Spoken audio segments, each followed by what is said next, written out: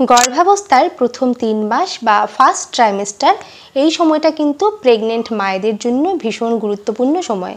এই সময় তারা অনাগত সন্তানকে নিয়ে নানা রকমের চিন্তা করতে থাকে, বিশেষ করে সন্তানের সুস্থতার চিন্তা। আর সন্তানের সুস্থতার যেহেতু প্রধান একটি লক্ষণই হলো যে সন্তানের হার্টবিট আসা, তাই মায়েরা কিন্তু এই সময় সন্তানের হার্টবিট এসেছে কিনা এটা জানার জন্য ভীষণ রকমের উদ্বিগ্ন থাকে। নমস্কার বন্ধুরা, আমি Jimmy's baby care and parenting চ্যানেলে সকলকে অনেক অনেক স্বাগত জানিয়ে শুরু করছি আজকের ভিডিওটি।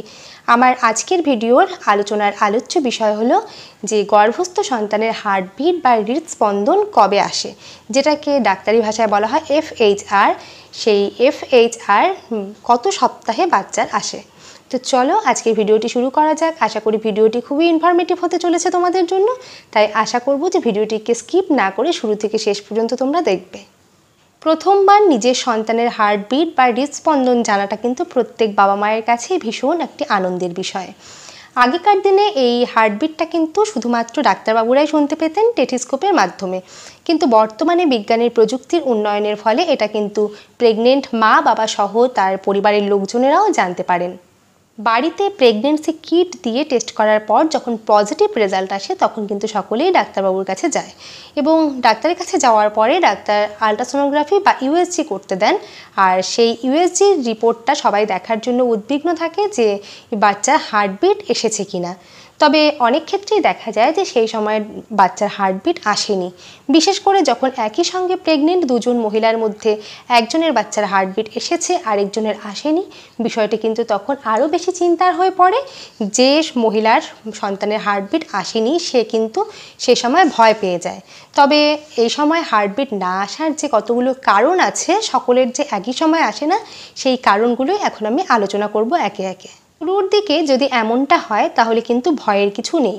সাধারণত বাচ্চার হার্টবিট, গর্ভস্থ সন্তানের হার্টবিট বা হৃদস্পন্দনটি 6 সপ্তাহের মধ্যেই চলে আসে।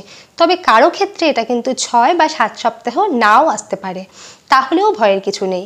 কারণটা এমন হতে পারে যে আপনি হয়তো যে 6 সপ্তাহে যে প্রেগনেন্ট সেই হিসেবটাতে আপনি ভুল করেছেন।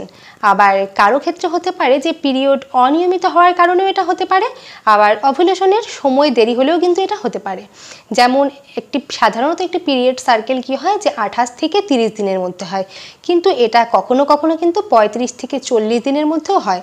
তখন কিন্তু ডিম্বাণু রিলিজ হতেও 14 দিন বা 15 দিনের জায়গায় কিন্তু 20 থেকে 25 দিন সময় লেগে যায়। কিন্তু প্রেগনেন্সির সময় গণনা করতে ভুল হয়ে যায়। এছাড়া জরায়ুতে ভ্রূণের অবস্থান, প্ল্যাসেন্টার অবস্থান এবং মায়ের ওজনের উপরেও কিন্তু নির্ভর করে যে কত তাড়াতাড়ি সন্তানের হার্টবিট বোঝা যাবে।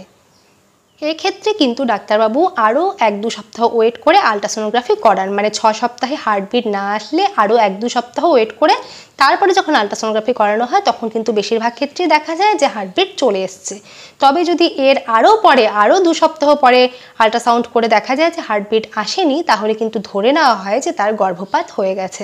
আবার অনেকের ক্ষেত্রে কিন্তু এমনটা হয় যে প্রথমবার আলট্রাসাউন্ডে হার্টবিট এসছে, কিন্তু পরবর্তী আলট্রাসাউন্ডে দেখা যাচ্ছে হার্টবিট আর দেখতে পাওয়া যাচ্ছে না, সেক্ষেত্রেও ধরে নেওয়া হয় যে গর্ভপাত হয়েছে।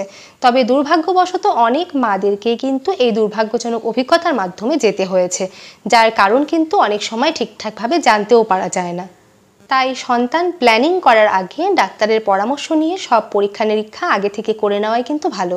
অনেকের ক্ষেত্রেই দেখা যায় যে তার হয়তো হাই ডায়াবেটিক্স, থাইরয়েড এগুলো ছিল, কিন্তু সে জানতোই না। পরবর্তীতে যখন সে প্রেগনেন্ট হয়েছে তখন সতর্ক না হওয়ার কারণে এই সুগার লেভেল আরও অনেকটাই বেড়ে গেছে। এক্ষেত্রে কিন্তু ফিটাসের যে হার্টবিট না আসা সহ আরও নানা রকমের সমস্যা দেখা দিতে পারে। তাই অবশ্যই এটা কিন্তু করা উচিত যে সন্তান যখনই আপনি নেবেন বলে মনে করেছেন তখনই আগে থেকে ডাক্তারের কাছে গিয়ে সব টেস্ট করে নিয়ে আপনার কোনো সমস্যা আছে কিনা সেটা দেখে তারপরেই কিন্তু সন্তান নেওয়া উচিত। তাহলে কিন্তু এই ধরনের সমস্যাটা থেকে অনেকটাই এড়িয়ে চলা যাবে। তবে ওয়াইফের পাশাপাশি হাজব্যান্ডেরও কিন্তু সব চেক আপ করাটা জরুরি, নইলে শুক্রাণু যেটা আসবে সেটাও কিন্তু জেনেটিক ডিফেক্ট নিয়ে আসবে। তাই সব কিছু পরীক্ষা নিরীক্ষার মাধ্যমে আগে থেকে জানা থাকলে সন্তানের অনেক সমস্যাই কিন্তু ঠেকানো যাবে। তো আজকের ভিডিওটি এখানেই শেষ করছি। ভিডিওটি যদি তোমাদের কোনো প্রকার হেল্পফুল মনে হয় তাহলে অবশ্যই ভিডিওটিকে লাইক কমেন্ট শেয়ার করে দিবে এবং আমার চ্যানেলটিকে সাবস্ক্রাইব করতেও কিন্তু ভুলবে না। আর পাশে থাকা বেল বাটনটিকে অবশ্যই হিট করে রাখবে যাতে পরবর্তীতে যখনই আমি ভিডিও ছাড়বো নোটিফিকেশান যেন তোমাদের কাছে পৌঁছে যায়। তো আজকের মতন টাটা।